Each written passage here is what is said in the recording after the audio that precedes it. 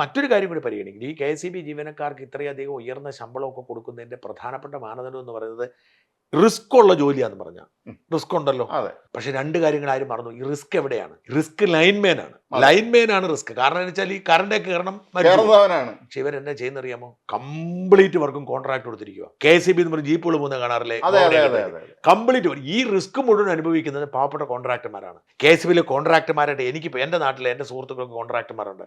ഈ മരിച്ചു പോവാറുണ്ട്, അടിച്ചു കിട്ടി താഴെ വിടാറുണ്ട്, മെനക്കെട്ട് പണിയുണ്ട്. ഇവർക്ക് ഒരു സംരക്ഷണവും ഇല്ലെന്ന് മാത്രമല്ല, ഇവർ ഈ പാവങ്ങൾ കൊടുക്കുന്ന ബില്ല് പാസ്സായി കിട്ടത്തേ ഇല്ല. കോൺട്രാക്ടർമാർക്ക് കൊടുത്തിട്ട് പിന്നെ ഇനി അല്പം റിസ്ക് ഉണ്ടെങ്കിൽ ലൈൻമാൻ ഉണ്ടെന്ന് വെച്ചോളൂ.